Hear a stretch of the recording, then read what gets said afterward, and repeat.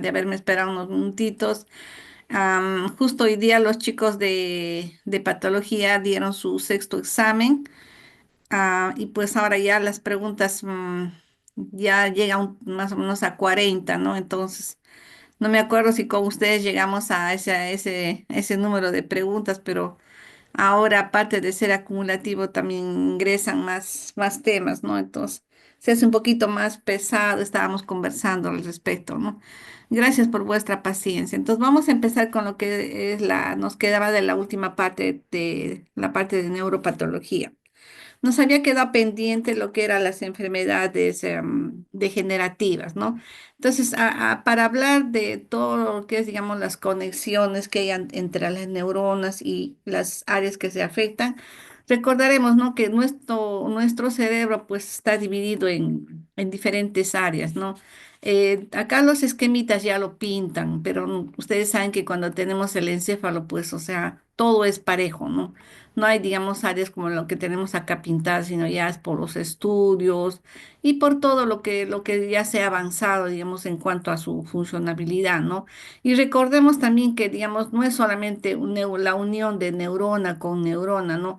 Sino son las miles de conexiones que se tiene no solamente entre neuronas, sino con la glía, ¿no? Y aparte también otras células al final. En verdad, todo lo que es, digamos, sistema nervioso son miles de conexiones, ¿no? Y estas conexiones, pues, nos permiten transmitir rápidamente los impulsos, tener las respuestas rápidas, reaccionar rápidamente, ¿no? A todos los estímulos que vamos percibiendo día a día, ¿no? Entonces, cuando estas conexiones o estas uniones se alteran, es cuando vamos a empezar a tener enfermedades, ¿no? Y hay patologías que se presentan de predominio, digamos, en la edad avanzada, en la tercera edad, ¿no? Ya, digamos, cuando las personas son ancianas, pero también dentro de este grupo hay algunas enfermedades que se presentan a temprana edad, ¿no? Sobre todo las que tienen, digamos, una carga genética.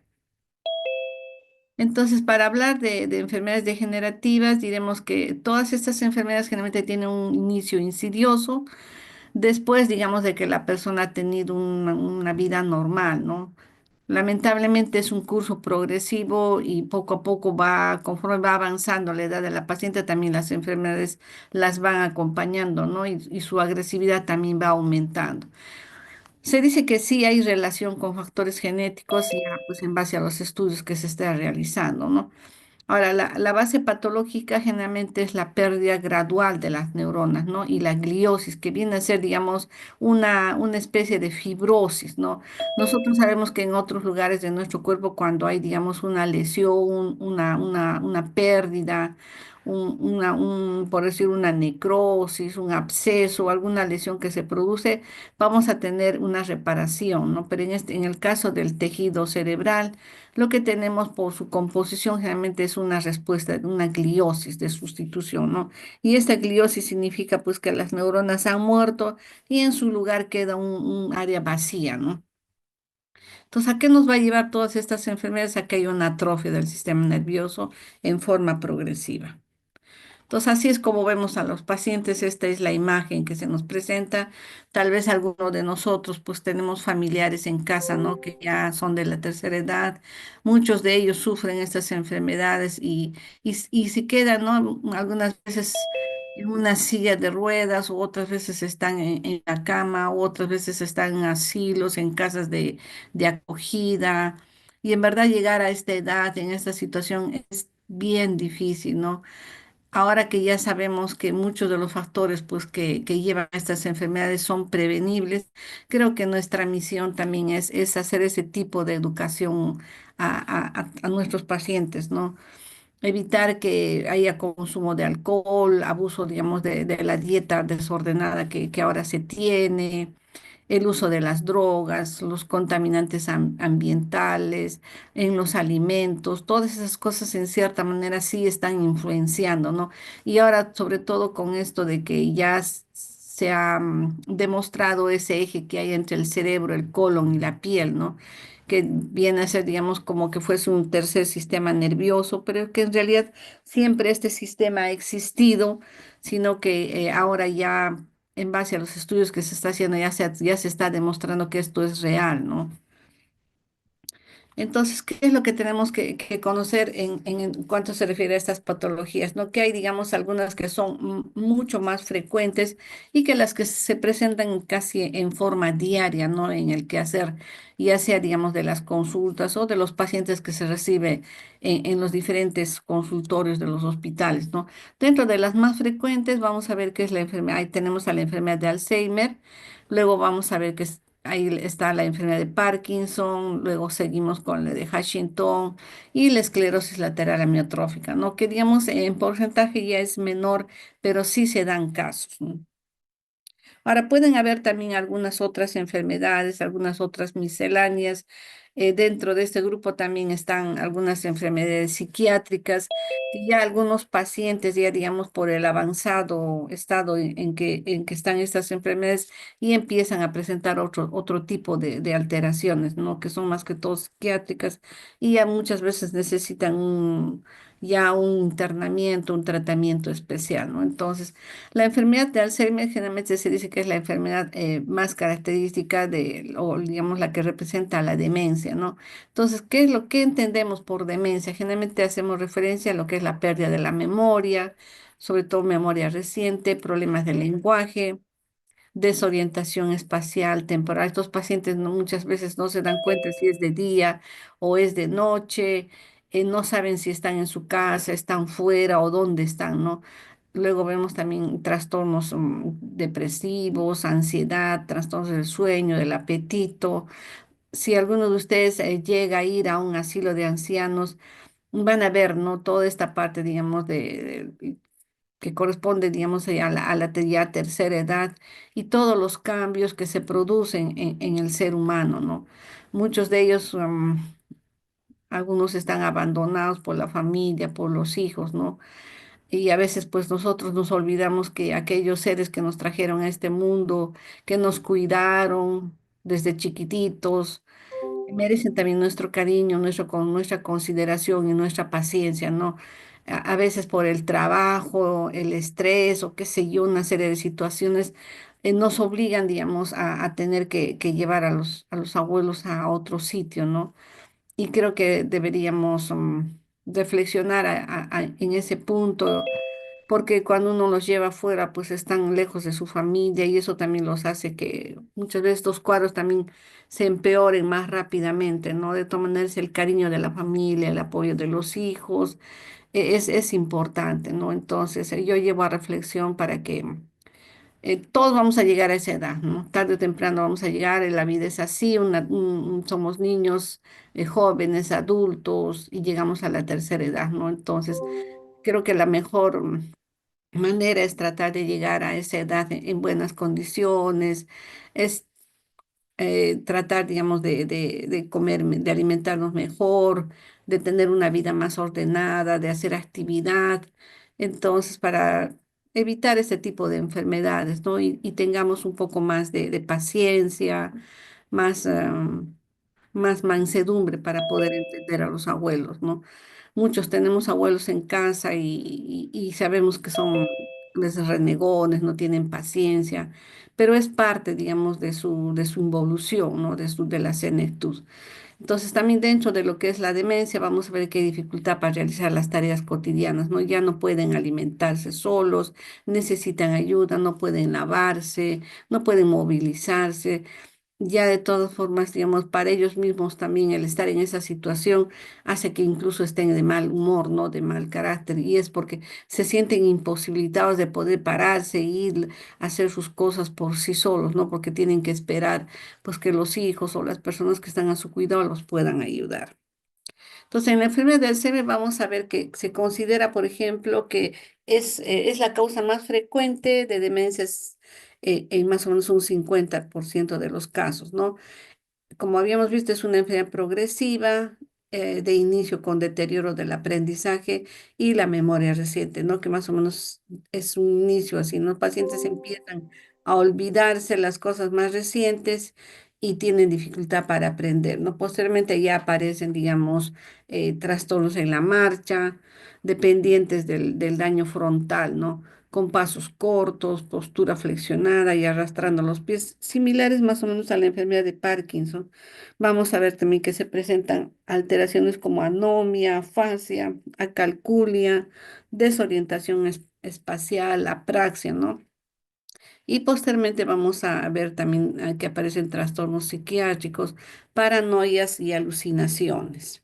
Entonces, sabemos que nuestro cerebro pues tiene circunvoluciones y cuando la persona, digamos, está en la plenitud de su vida, más o menos en la adultez, podemos ver que estas circunvoluciones pues son amplias, bien delimitadas, casi todas son del mismo volumen, no hay separación entre ellas, todas están bien pegaditas, porque nuestro cerebro también ha evolucionado, ¿no? Y para que pueda caber toda esta estructura dentro de nuestra bóveda craneana, pues se ha tenido que ir acomodando, ¿no? Entonces, eso de que se han ido desarrollando más funciones en nuestro cerebro ha hecho que el cerebro también sus convoluciones se acomoden, ¿no? Y tengan esta forma de giros. Entonces, en estas enfermedades, ¿qué es lo que vamos a observar? Vamos a ver que este cerebro va a sufrir un proceso de atrofia por la disminución y destrucción de las neuronas, ¿no? Entonces, eso va a hacer que las circunvoluciones también sean más delgadas, haya espacio entre ellas y eso se traduce por toda la clínica que tienen estos pacientes, ¿no?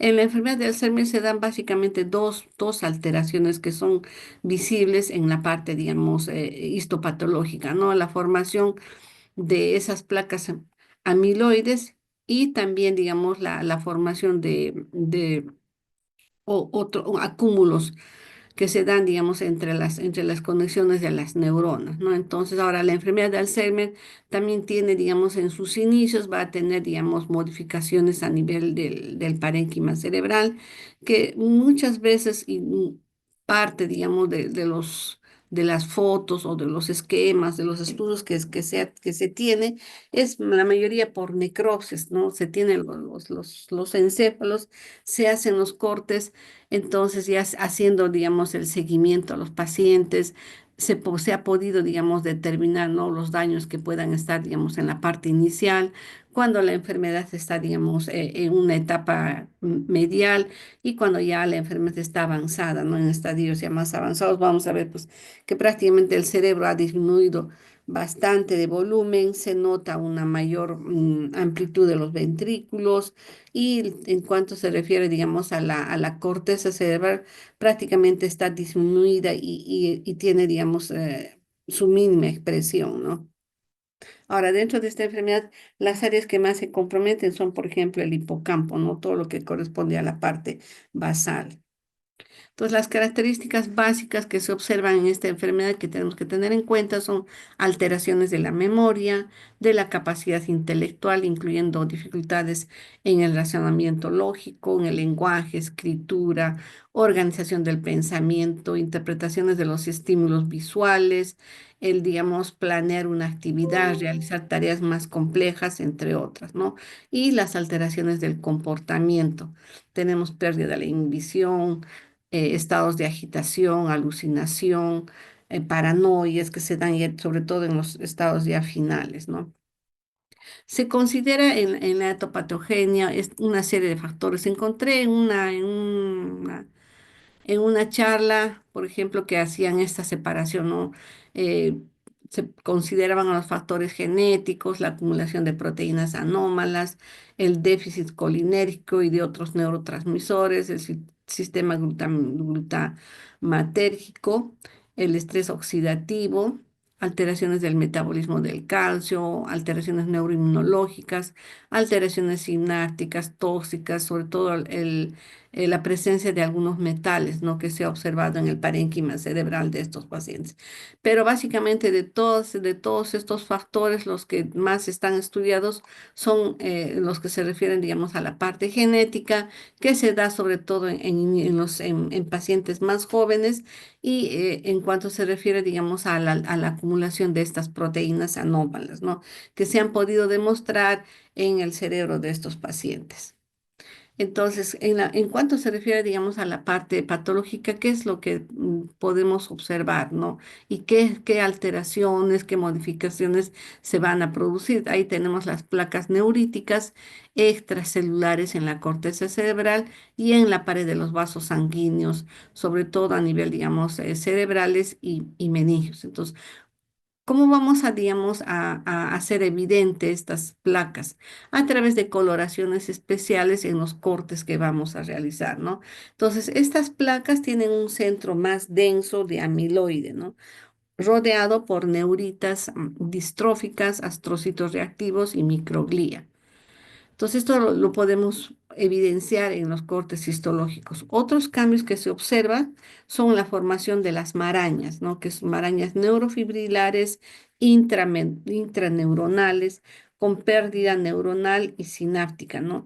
Astrocitosis reactiva adyacente y proliferación de la microglía igualmente. Entonces, estas marañas vienen a ser filamentos helicoidales pareados compuestos de la proteína tau, ¿no? Hiperfosforilada de los microtúbulos. Pues acá tenemos, veamos, dentro, digamos, de los factores más importantes, habíamos visto las alteraciones o las modificaciones de las proteínas, ¿no? Entonces tenemos, por ejemplo, al péptido amiloide beta. Este péptido amiloide va a tener, digamos, el origen a partir se va a formar a partir de una proteína precursora de amiloide, ¿no? Y esto va a llevar a formar esas placas neuríticas. Otro componente habíamos visto que era la proteína tau. Esta proteína tau se va, digamos, va a formarse por la presencia de los filamentos helicoidales apareados que van a formar estos óvulos de neurodegeneración fibrilar, ¿no? Y es, digamos, a lo que nosotros lo vamos a observar como unas marañas neurofibrilares. Y en realidad, ¿cómo son estas, digamos, estas estructuras? Las placas que se observan, estas placas neuríticas por el péptido amiloide, aparecen como unos acúmulos. Al inicio tienen, digamos, una forma circular, ¿no? Y esto va y va creciendo. Conforme, digamos, se va acumulando más proteínas, se va a hacer, digamos, más denso y lo vamos a poder visualizar en los cortes, ¿no? Al igual, digamos, que estas marañas neurofibrilares también las vamos a poder observar. Normalmente nosotros deberíamos tener solo neuronas, ¿no? Y sus conexiones, los microtúbulos, la glía, los axones, eso es, digamos, lo normal. Pero cuando empieza a ver cuando empiezan a observarse esas modificaciones, vamos a ver, por ejemplo, que entre conexiones interneuronales, a nivel de la sinapsis, vamos a ver estas placas neuríticas, ¿no? Que se empiezan a formar entre esas conexiones. Y por otro lado, también vamos a ver las marañas neurofibrilares. Acá tenemos un corte de corteza. Estamos viendo acá la parte central, el amiloide. Este es un corte con hematoxilina eosina, un corte convencional. Acá vemos, por ejemplo, neuronas y acá estamos viendo, ¿no?, un acúmulo. Entonces, este acúmulo con esta coloración, nosotros lo vamos a ver de un color más o menos rosadito, medio rojito, ¿no? Y es lo que le llamamos, digamos, un acúmulo eosinofílico. Entonces, este acúmulo eosinofílico, para que nosotros podamos decir en verdad esto es un amiloide, tenemos que hacer la coloración de rojo de Congo, ¿no?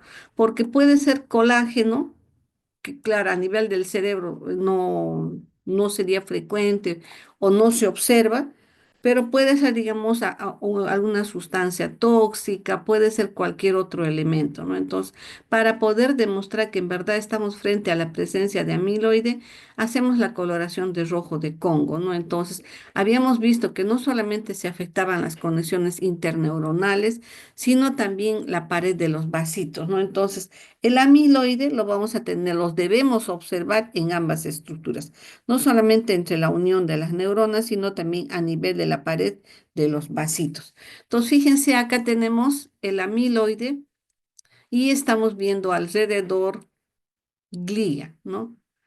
Todo esto así aparece, ¿no? Como una reacción.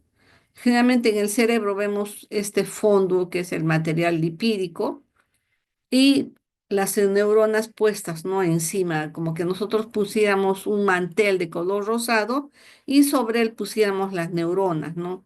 Que son estas células grandes, y luego las más chicas que vienen a ser la glía, ¿no?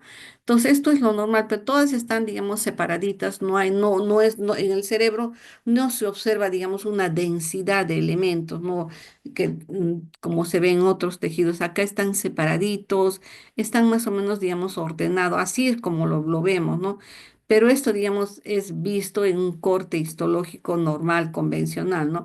Si vemos, digamos, esto con otro tipo de coloraciones, con otro tipo de sustancias, vamos a ver toda esa red que en realidad parece que fuese, digamos, una unión de miles y miles de cables que se conectan, no solamente entre neuronas, sino también con la glía, ¿no?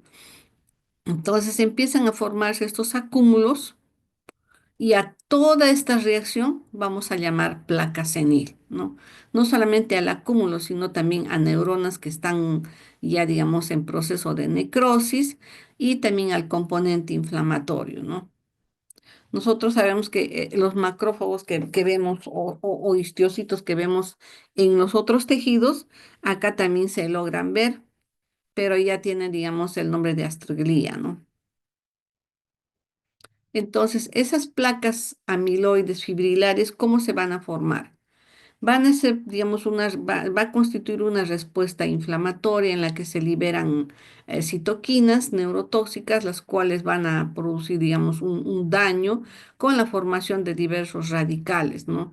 Que van a actuar, digamos, a nivel de las, de las uniones de las sinapsis y, digamos, a nivel de los axones, produciendo una serie de alteraciones, modificaciones, ¿no? Entonces, esos cambios, ¿cómo los vamos a observar, no? Los vamos a observar nosotros con la hematoxilina eosina como un color eosinófilo, pero ya, digamos, haciendo los estudios de microscopía electrónica, aparecen, digamos, como unas bandas. Algunas parecen, digamos, como formaciones de tubos y alrededor vamos a ver a las células inflamatorias, ¿no? Sobre todo, digamos, a estas células de la glía. Entonces, algunos autores, por ejemplo, definen como esto como una reacción antígeno-anticuerpo, ¿no? Entonces, acá tenemos, digamos, la parte de los antígenos y acá tendríamos la respuesta con las células inflamatorias. Entonces, histológicamente, ¿cómo lo vamos a ver? En el corte anterior habíamos visto con hematoxilina eosina, ¿no? Esas áreas rosaditas, medias rojitas, ¿no? Acá ya estamos viendo con otras coloraciones, generalmente el cerebro, como ya les había hecho mención, creo en alguna oportunidad, se utiliza coloraciones argénticas o coloraciones de plata, ¿no? Entonces, las coloraciones estas nos van a permitir ver a las neuronas. Y acá con la coloración de plata estamos viendo, vean estos acúmulos, estas placas que ya, digamos, se observa en mayor proporción, ¿no? Acá tenemos varios acúmulos. Mirándolos, digamos, con mayor aumento, vamos a ver, como les decía, que no solamente es la parte central eosinofílica que habíamos visto, sino también es toda la presencia de los otros elementos, ¿no? Tanto, digamos, componente inflamatorio y la glía, ¿no? Entonces, a todo este grupo es lo que llamamos placa senil. Ahora, habíamos visto también que al tener, digamos, una composición amiloide, nosotros para poder demostrar utilizábamos la coloración de rojo de Congo, ¿no? Que es una coloración de histoquímica. Entonces, cuando se pide la coloración de histoquímica, nos viene, digamos, el área lesionada de un color medio rojo, naranja, ¿no? Y acá estamos viendo a la glía. Entonces, esto mismo lo colocamos en el microscopio, lo oscurecemos el campo y le ponemos unas lentes para ver, digamos, con luz polarizada, ¿no? Entonces, al ver con luz polarizada, nosotros tenemos que ver que esta área que está acá de color medio rojo naranja, en el campo oscurecido tiene que virar, tiene que cambiar hacia un color verde, verde brillante, verde manzana que decimos, ¿no? Entonces, en el campo oscuro empiezan, digamos, a aparecer estas áreas medias fosforescentes, verde amarillentas, y nos demuestra la presencia del amiloide. Entonces, esto, digamos, nos está demostrando que estas placas están ya establecidas y hay el daño, ¿no? Acá se ve, digamos, en la pared de los vasitos, vemos parénquima cerebral y acá estamos viendo la pared de los vasos, ¿no? Como ven, en la coloración de hematoxilina y eosino nos da la impresión que toda la capa media de estos vasos tuviera, digamos, una intensidad más eosinofílica, más rojita nada más, ¿no? Pero, digamos, al hacer la coloración de rojo de Congo y mirarlo con la luz polarizada, vamos a ver, digamos, la birrefringencia, ¿no? Un color verde amarillento, vean en la pared del vasito. Y acá este mismo corte lo estamos viendo acá. Acá estamos viendo, digamos, el cambio de la birrefringencia, o sea, un verde manzana, y acá igual, ¿no? Entonces, esto nos está demostrando que el amiloide también está dispuesto en la capa media de los vasos, ¿no? Entonces, la presencia de este amiloide también lleva, digamos, a un daño de las células musculares lisas de la capa media y a una destrucción del vaso. Entonces, al dañarse toda la capa media, también va, digamos, a afectarse el endotelio y van a producirse trombosis, ¿no? Entonces, esto todavía va a agravar más porque este vaso que se tapa, como lo que están viendo acá, por ejemplo, la luz está disminuyendo, va a hacer que haya menor flujo sanguíneo. Entonces, al haber menor flujo, lo que se va a originar también son áreas de isquemia, de falta de oxigenación, y eso sumado, digamos, a la pérdida de las neuronas que se van, digamos, produciendo, esto va a agravar el cuadro, ¿no? Entonces, en cierta manera vamos a ver que el daño también es doble, ¿no? No solamente es a nivel neuronal, sino también a nivel de la pared de los vasitos. Entonces, la otra alteración que se ve son las proteínas tau. Estas proteínas están dentro de los microtúbulos cerebrales a nivel de los axones. Entonces, ¿qué es lo que pasa, no? Acá se facilita la polimerización de la tubulina y vamos a tener una hiperfosforilación que va a causar un desequilibrio, ¿no? Entonces, este desequilibrio va a llevar a la pérdida de las conexiones neuronales y se van a producir una especie de ovillos que nos están indicando una neurodegeneración. Entonces se va a producir la hiperfosforilación de la tau. Esto va a llevar a una disminución de la sinapsis de las uniones neuronales y a la muerte celular. Entonces acá estamos viendo cómo, digamos, estos microtúbulos se desordenan. Acá lo estamos viendo, por ejemplo, ordenadito, están, digamos, uno tras otro, pero cuando se produce esta alteración por esta proteína, lo que vamos a ver es la desintegración, ¿no? Empiezan, digamos, como que esto fuera un ovillo y nosotros lo empezamos a desarmar y a desordenar, a cortar hebras por pedazos. Y al cortar las hebras por pedazos vamos a ver que se pierde la conexión. Entonces, al perderse la conexión, se pierde digamos, la sinapsis y empieza, digamos, la muerte neuronal. Entonces, vamos a ver esos acúmulos que estamos observando acá también se pueden observar, digamos, en los cortes histológicos, ¿no? Entonces acá tenemos una neurona, su axón y los microtúbulos, ¿no? Todo esto, digamos, es ordenado, como lo que ustedes pueden ver, las proteínas están ordenadas una tras otra, pero debido a esa hiperfosforilación vamos a ver que todo esto se desarma, ¿no? Entonces, estas proteínas se desprenden. Se desordena todo esto y miren lo que se forma, ¿no? Empiezan a formarse estas hebras, acá las proteínas se acumulan y todo se desorganiza, no se pierde la conexión. Al perderse la conexión, también todo el axón se daña y como consecuencia también la neurona entra, digamos, en un proceso de apoptosis, de muerte celular. Entonces acá tenemos otro cortecito, vemos acá cómo es un microtúbulo, cuando hay una hiperfosforilación de estas proteínas y cómo se van desprendiendo esas hebras, ¿no? Hacen, digamos, unos filamentos helicoidales, estos se acumulan y es lo que vamos a ver, digamos, esta formación de estas neurofibrillas, ¿no? Entonces, ¿cómo se ve, digamos, en las coloraciones argénticas cuando vemos, digamos, el tejido con coloraciones de plata? Vamos a ver esas hebras helicoidales. Acá lo estamos viendo, digamos, con un aumento de 400x en algunos microscopios que tienen unas lentes de mayor aumento. No podemos visualizar con esa coloración el depósito de estas miofibrillas, ¿no? Acá vemos estos filamentos que son anormales y están reemplazando a las neurofibrillas normales, ¿no? El ovillo va a presentar, digamos, una característica tintorial que va a captar este colorante de la coloración argéntica que tiene plata y nos va a permitir, digamos, observarla, ¿no? Y conjuntamente, digamos, con el daño que se produce con las placas, al verlas con el rojo de Congo, vamos a observar el daño que se produce, ¿no? Ahora, ultraestructuralmente este ovillo está, digamos, hecho por una parte por filamentos pareados helicoidales, ¿no?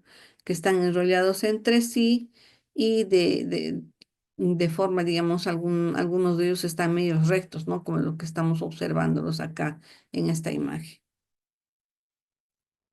Digamos, estas son las neuronas normales y vemos acá cuando se empiezan a formar las placas amiloides y el daño, digamos, a nivel de las neurofibrillas, ¿no? Entonces, como la neurona empieza, digamos, su destrucción y su muerte, ¿no? Entonces, la pérdida y la formación de estas placas y la muerte y pérdida de las neuronas va a llevar a una atrofia cerebral, ¿no? Normalmente este es un corte, digamos, de un hemisferio normal y acá estamos viendo, digamos, en esta enfermedad, ¿no? Como el parénquima va disminuyendo no solamente en el volumen, sino también, digamos, a nivel de la corteza, ¿no? Que se hace, digamos, a su mínima expresión.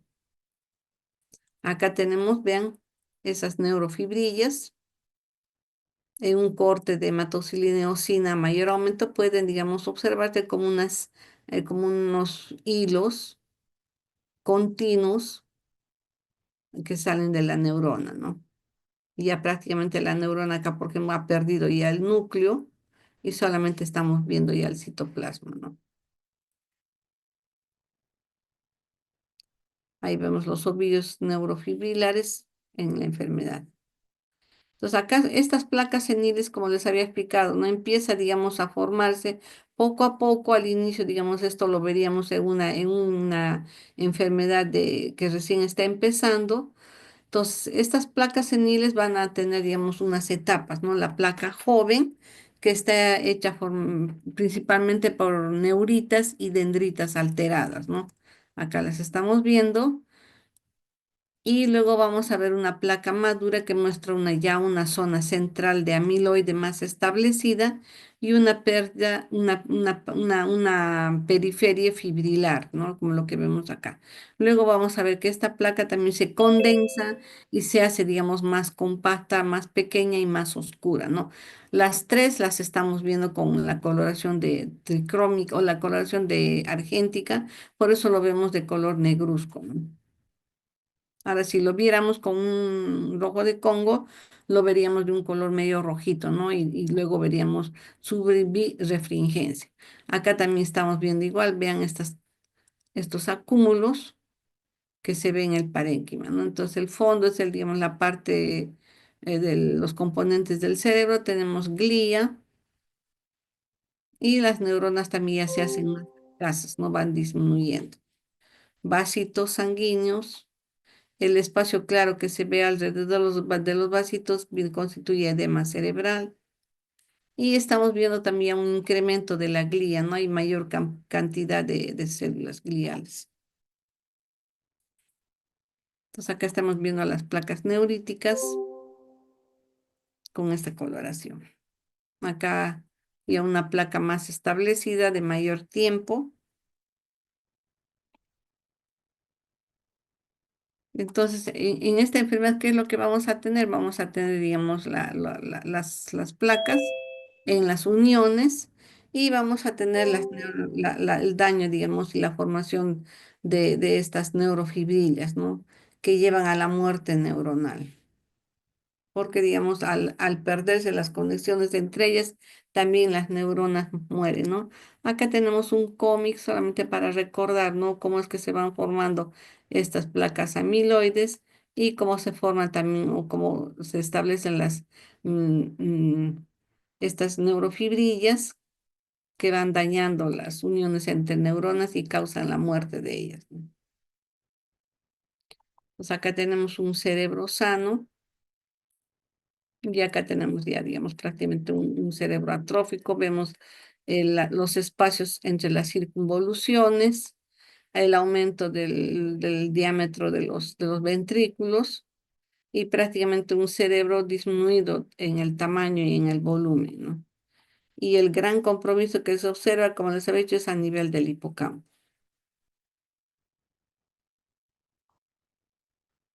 Acá lo vemos, los cambios más notorios es a nivel del hipocampo, de la corteza intorrinal, la corteza de sucesión y la parte basal del prosencéfalo, ¿no? Las lesiones se traducen en la clínica que habíamos visto, como es la pérdida de la memoria, alteración de la función de las funciones corticales superiores, con la preservación de la función sensorial y motora, ¿no? Primaria hasta las etapas avanzadas de la enfermedad en la que prácticamente el paciente ya no puede dar ni un paso y está en una silla de ruedas, ¿no?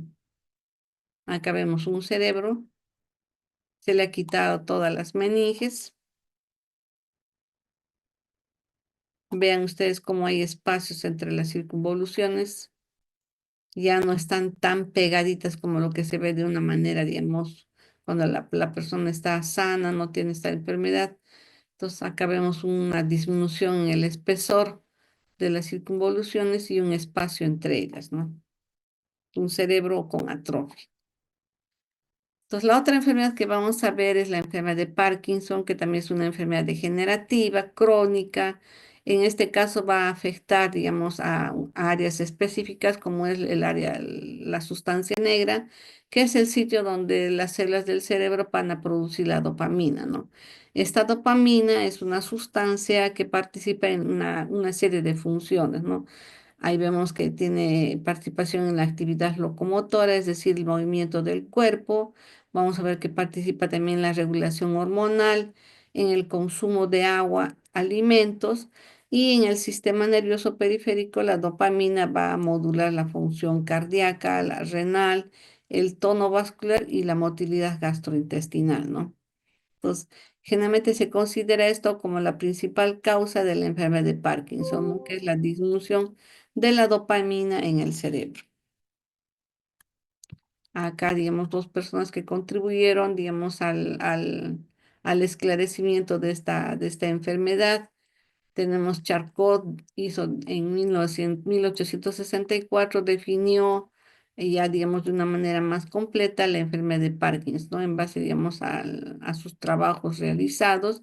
Y luego tenemos ya más posteriormente, en 1919, Etri Tarkov, dice, quien descubre, digamos, la parte del cerebro que está implicada en la enfermedad de Parkinson, ¿no? Como es a nivel, el mesencéfalo con la sustancia negra. Pues así es como vemos al paciente con Parkinson. Son pacientes que tienen, digamos, una postura especial, con un ligero encorvamiento de la parte dorsal, como que estuviera agachándose. Entonces, cuando notamos al paciente, le tocamos el dorso, vamos a ver que está duro, hay una rigidez, los brazos también tienen una cierta flexión y vemos el movimiento de los dedos, ¿no? Ahora también hay una dificultad para poder deambular. Se nota también un tremor en las extremidades que están ligeramente flexionadas, ¿no? Vamos a tener un temblor desde en la marcha, una bradicinesia y una inestabilidad.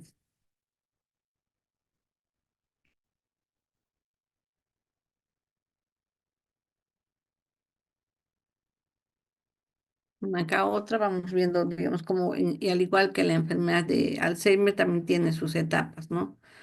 En la edad avanzada vamos a ver alteraciones cognitivas de la memoria, depresión, alteraciones del sueño, dolores musculares, dolores articulares, porque habíamos visto que la dopamina no solamente participa, digamos, en funciones cerebrales, sino también en otras partes de nuestro cuerpo, ¿no?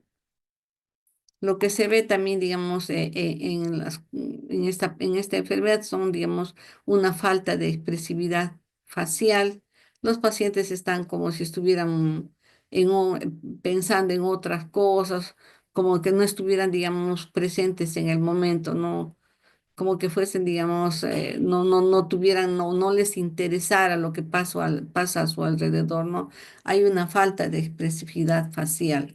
Vamos a tener también un aumento de la salivación, rigidez. Notamos cuando se les palpa, digamos, los brazos, el antebrazo de estos pacientes que están duros, ¿no? Y el temblor en las extremidades que también es característico. Vamos a ver que hay una lentitud de los movimientos. Los pasitos que dan estos pacientes generalmente son cortitos, pequeños, y ahí nomás nos damos cuenta, digamos, de esta enfermedad. Eso es un detalle que nos permite identificar rápidamente, ¿no? El paciente no puede estar parado solo, necesita un apoyo. Hay una alteración también de los reflejos posturales. No tienen, digamos, ven una grada, demoran en poder, digamos, subir, nos da la impresión como que lo pensaran si suben o no, y es porque, digamos, sus reflejos no hay una respuesta. Ellos quieren subir, pero, digamos, sus piernas no le ayudan, ¿no? Entonces hay una alteración en la marcha. Ahora, estos pacientes también otra cosa que muestran es, digamos, empiezan a irse como que hay una como que el cuerpo se va, digamos, hacia los lados, ¿no? Como que va, en un momento vemos que está yéndose como que el cuerpo se estuviera yéndose hacia un lado, luego el paciente como que vuelve, digamos, a su postura normal, pero ahí se observan, ¿no? Esos ladeamientos y la rigidez, ¿no? Le vemos el rostro, está, digamos, con una fase, le tocamos, digamos, a nivel de los maceteros, todo, notamos que hay una dureza, una rigidez, ¿no? Entonces, eso también hace que su expresión no sea, digamos, o como que hay una falta de respuesta, ¿no? O se le hace una broma continúan serios, no hay, digamos, una respuesta inmediata, ¿no? Entonces nos da la impresión que están como idos, que no estuvieran presentes, ¿no? Otra cosa que se observa, digamos, como les decía, es encorvamiento y el paciente tiende a agacharse, ¿no? Estar, digamos, hacia la parte delantera, ¿no? Y esto va, digamos, a la dificultad, la braquinesia, la rigidez hace que no se pueda movilizar, ¿no? No puedan dar sus pasos como deben ser.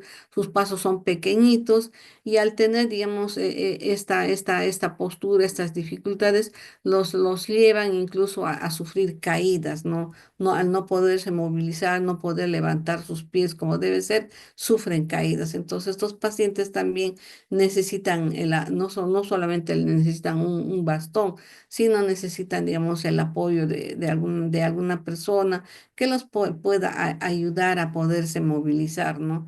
Porque hay dificultad, lentitud en el inicio de la marcha, al caminar. Entonces ya esto también va avanzando conforme la enfermedad también, como es una enfermedad crónica degenerativa, avanza con la edad del paciente y llega hasta, digamos, estadios finales en la que el paciente prácticamente está sentada en una silla de ruedas con la cabeza hacia el delante y la cifosis dorsal, ¿no? Que se observa. Entonces, estos estadios fueron establecidos por Hohen y Yahr, ¿no? Quien, digamos, ha ido categorizando cada uno de los estadios y caracterizándolo, ya sea por los movimientos, las posturas que tienen estos pacientes. En cuanto a la patogenia, ¿qué es lo que vamos a observar? Vamos a tener una degeneración selectiva de las neuronas dopaminérgicas pigmentadas de la sustancia negra, ¿no? ¿Por qué decimos pigmentadas? Porque desde un inicio, eh, como son derivadas del ectodermo, jalan pigmento de melanina, ¿no? Y eso hace que, digamos, aparezca estas áreas también de color negruzco y es lo que llamamos la sustancia negra que se observa en los ganglios basales, ¿no? Del tallo encefálico, en la médula espinal y en los ganglios simpáticos que contienen los cuerpos de Lewy, ¿no? Y estos cuerpos de Lewy constituyen unos agregados filamentosos de alfa-sinucleína, junto con parquina, sinfilina, neurofilamentos y proteínas de vesículas sinápticas, ¿no? Un acúmulo de estas sustancias. Entonces acá tenemos cortes del mesencéfalo Vemos acá, esto es, digamos, en fresco. Acá estamos viendo parte, digamos, de en áreas donde debería verse, digamos, sobre todo a nivel de estas áreas, debería, digamos, tener otra coloración, otro aspecto, ¿no? Conforme va avanzando la enfermedad, también, digamos, estas áreas de la sustancia negra van desapareciendo, ¿no? O sea, no es que, digamos, cuando hacemos el corte lo veamos negrito, negrito, no, no es así. Se ve más o menos de un color amarillo, medio marroncito. Y vamos viendo, ¿no? Cómo conforme va avanzando la enfermedad, también esto va perdiendo su coloración, perdiendo su pigmentación, ¿no?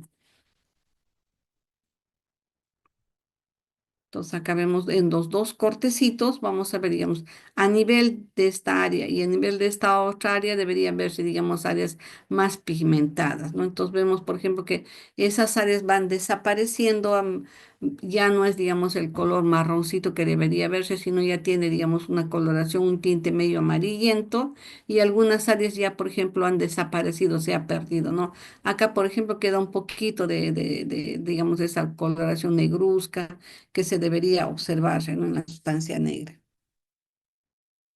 Entonces, estos cuerpos de Lewy también los vamos a poder, digamos, observar en los cortes histológicos, ¿no? Pueden ser visibles y los vamos a observar, digamos, podemos verlo con la coloración estándar de hematoxilina y eosina y también, digamos, con las coloraciones de plata, ¿no? Haciendo los cortes a nivel del mesencéfalo los podemos observar. Normalmente cuando se tiene esos cortes en esas áreas vamos a ver, digamos, la presencia del pigmento de melanina, ¿no? Lo normal es ver estas neuronas con este pigmento. Entonces acá, por ejemplo, estamos viendo este es un cortecito, la flechita está señalando. Acá estamos viendo la presencia de los cuerpos de Lewy. Acá también estamos viendo, ¿no? Una neurona y dentro un área más o menos localizada, casi ovoidea, que corresponde, digamos, a estos cuerpos de Lewy, ¿no? Y esto a mayor aumento ya lo vamos a ver con la coloración de plata, ya digamos más oscurito, al igual que acá, ¿no? Acá estamos viendo dentro de la neurona el cuerpo de Lewy. Entonces, estos cuerpos de Lewy nos demuestran también una disminución de la dopamina, ¿no? Entonces esto va a hacer, digamos, que se produzcan desórdenes, alteraciones en estas estructuras y vamos a tener ya la traducción clínica de la sintomatología, ¿no? Alteraciones en el movimiento. Vemos acá, por ejemplo, a nivel de estas placas que se dan entre las neuronas y los receptores, vemos, ¿no? Lo normal es que se produzca, digamos, una respuesta, digamos, las neuronas a través de sus prolongación, de sus sinapsis, se empiezan a salir de estas vesículas y son captadas acá por el receptor, ¿no? Pero cuando ya se produce esta enfermedad, vamos a ver que hay una disminución de los receptores, disminución también de la dopamina, ¿no? Y al haber, digamos, una alteración en esta estructura se va a producir los desórdenes en el movimiento.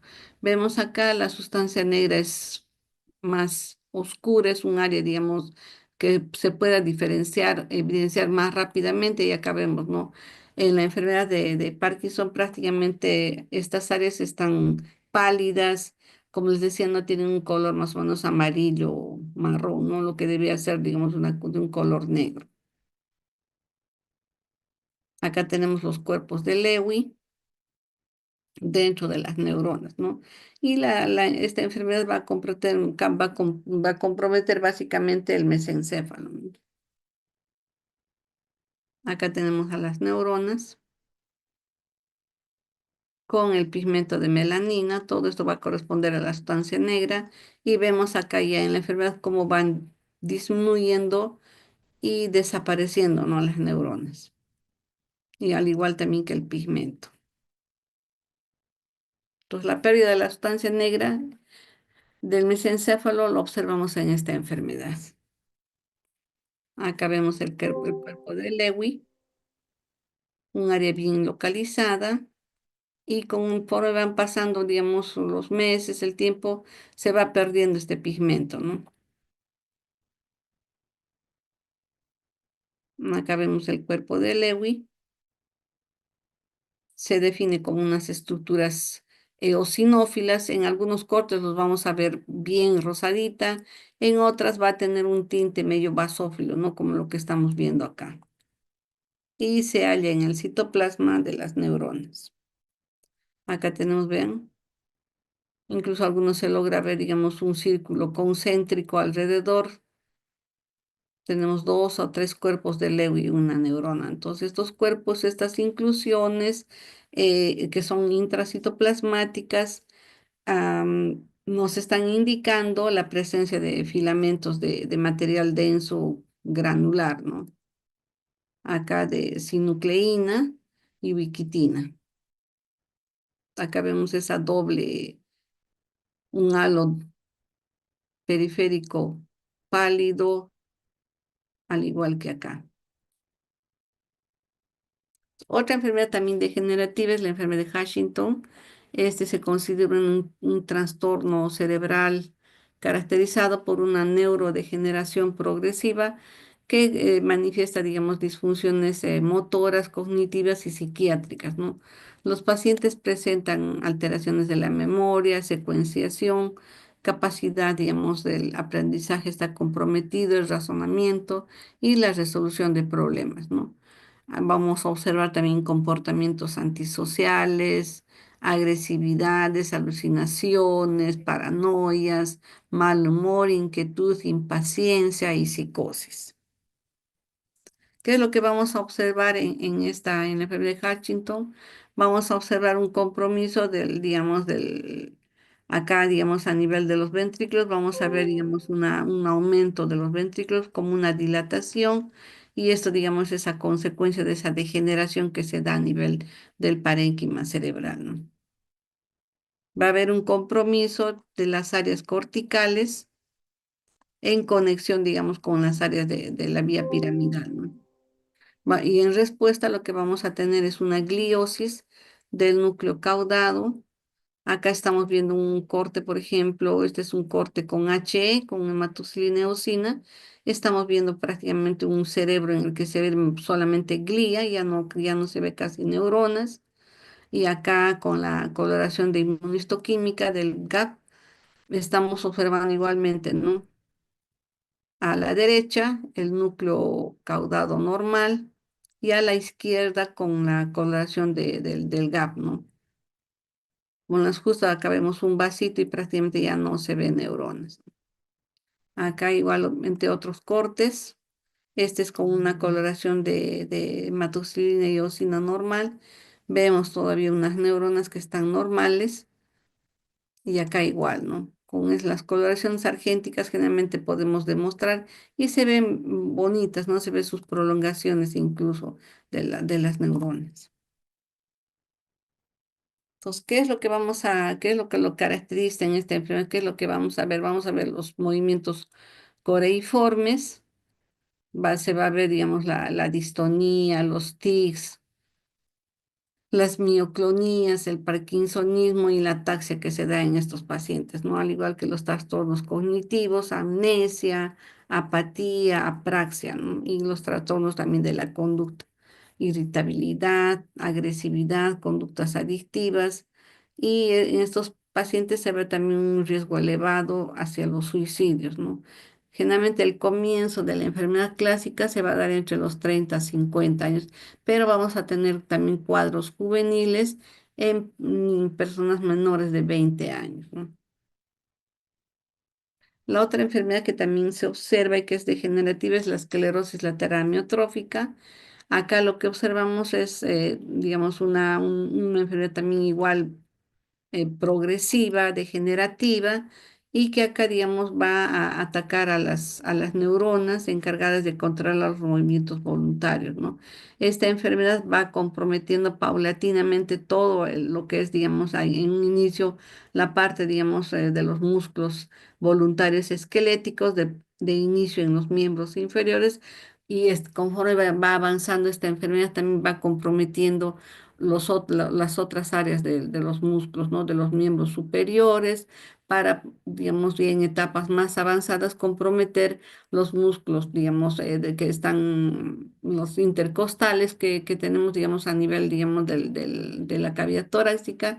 Y estos pacientes generalmente llegan ya en estadios finales a tener incluso oxígeno, a vivir con oxígeno y fallecen porque los músculos que participan en la respiración también son comprometidos, ¿no? Y prácticamente los pacientes están imposibilitados de poder ventilar, ¿no? Porque el compromiso ya es generalizado. Entonces acá vemos, ¿no? Cómo se van comprometiendo toda la parte y el inicio es, digamos, a nivel de los miembros inferiores. Estos pacientes empiezan con un cuadro similar, por ejemplo, a un Guillain-Barré, en que el compromiso se inicia, digamos, a nivel de los miembros inferiores, ¿no? Y se da de una manera, digamos, simétrica.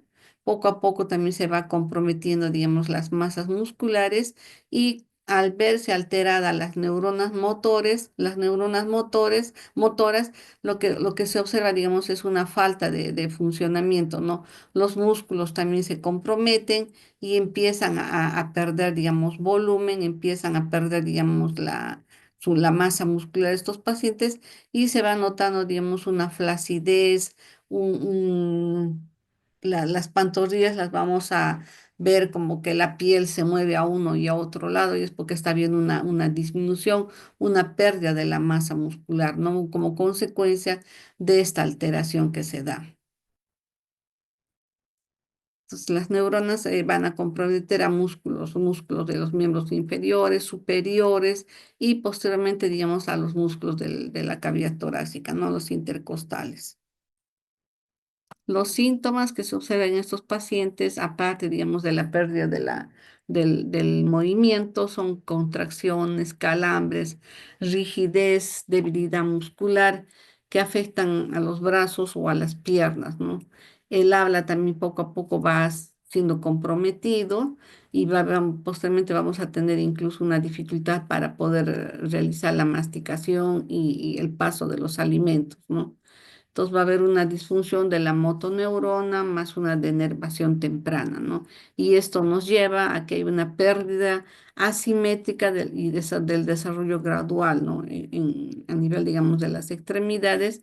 Y vemos, ¿no? Al dañarse, digamos, esta placa o esta conexión, ¿qué es lo que vamos a tener? Acá tenemos un músculo normal y cuando hay esta alteración vamos a tener que el músculo se va a tornar hipotrófico, va a perder volumen y poco a poco va disminuyendo, digamos, el espesor. Al disminuir la masa muscular, también estos pacientes tienen esas dificultades, ¿no? Para la marcha y el movimiento. En cuanto, digamos, a la parte patológica, lo que vamos a observar es, digamos, una disminución de estas vías, ¿no? De conexión. Todo esto también se puede ver, digamos, a nivel, digamos, en los cortes histológicos, vamos a observar una disminución de las neuronas. Igual no se pueden observar también con coloraciones de argénticas y el compromiso también es no solamente de las neuronas, sino también vamos a ver el compromiso de la glía, ¿no?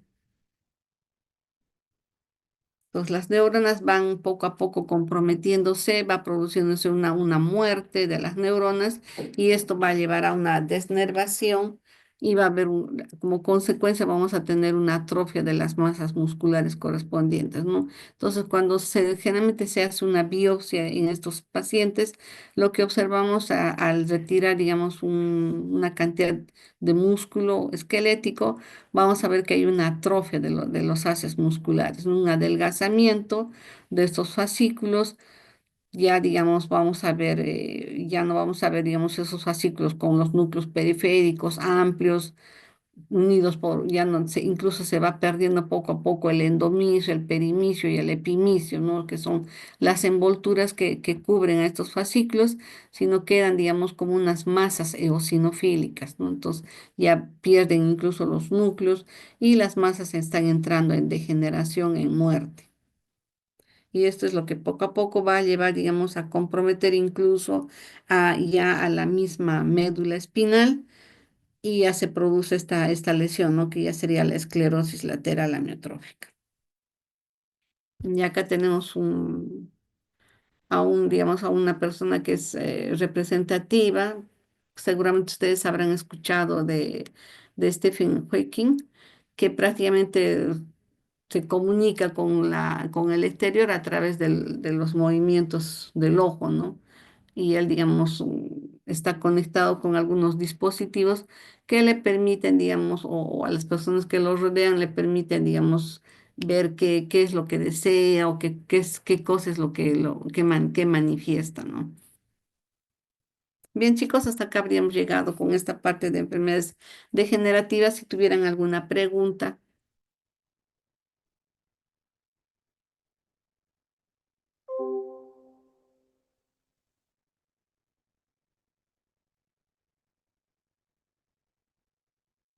deben estar cansados de todo el día estar caminando por acá, por allá, ¿verdad?